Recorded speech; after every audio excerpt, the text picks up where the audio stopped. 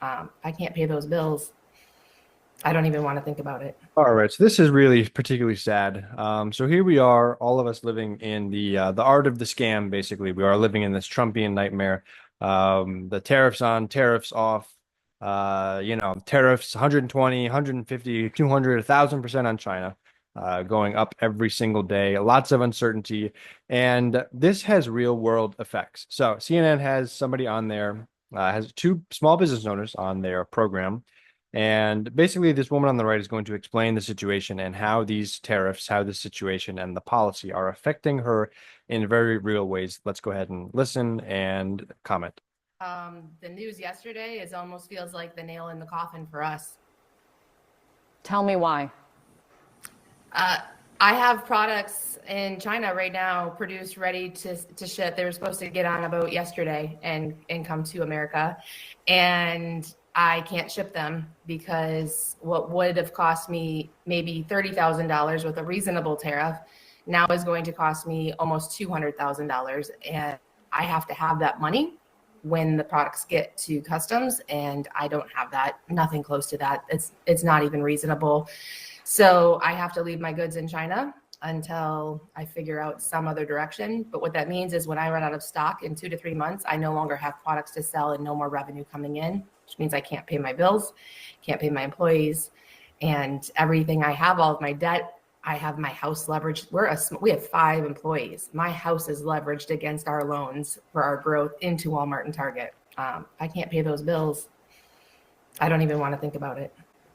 On the verge of Beth, tears. how real is this threat and risk with this? It is just pure uncertainty for you right now. I mean, thinking that you only have 4 months of inventory, that is terrifying. Yeah, and it's hard to make a decision. You know, we had an idea yesterday after the announcement of, well, maybe we can export to Australia, repackage the products, and then re-import them from there.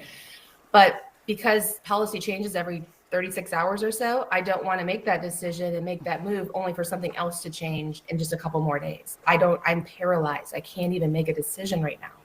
And I'm not the only one. There's thousands of us, small businesses in this exact same position.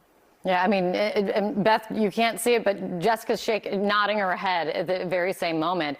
Because, Jessica, one of the stated goals, and I think both of you can speak to this, Beth is speaking to it already, is one of the stated goals of this trade war was to bring more manufacturing back to the United States, have people buy more things from within the United States. Can you do that? I can speak to that now because that's how I spent most of my day yesterday. Oh, Right. Yeah, but I want both of you to respond. Yeah, go ahead, Beth. I mean, these overnight tariffs just don't even give us a chance to be a realistic pathway for us. For me, I would have to create, if I even found a factory in the US willing to do it that had the right machinery, it would take 4 to 6 months to get the tools made to even start production. And that alone would cost me over $200,000. I don't have the time or money to do that in this moment. We don't have any time to make any adjustments. Jessica? oh boy. Guys, just a complete disaster. As we pull up the Dow Jones rally from yesterday, the magical rally, the tariffs are off rally, is sort of baking in the reality that, we're still kind of in this uncertain nightmare. I mean, there's surging tariffs on China every single day, new baseline tariffs, and apparently we only have ostensibly a 90-day pause, and all of the messaging is so confusing.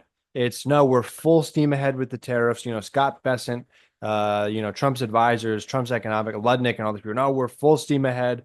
We're driving these tariffs home. This is the policy of the president. This is the art of the deal. Oh, wait, no, the market got the yips. Oh, the bonds are selling off. Great Depression looming. Now even Fox News is talking about it and having to roll it back, and could not be more of a disaster. And this is the result. You have real world consequences. These women, thousands of small businesses, uh, trying to figure out how they are going to move forward in the next few months, right? In the next few days, they don't know what decision to make, if the policy is going to change or what. And these are tens of thousands, hundreds of thousands of dollars and jobs and people's lives and homes on the line.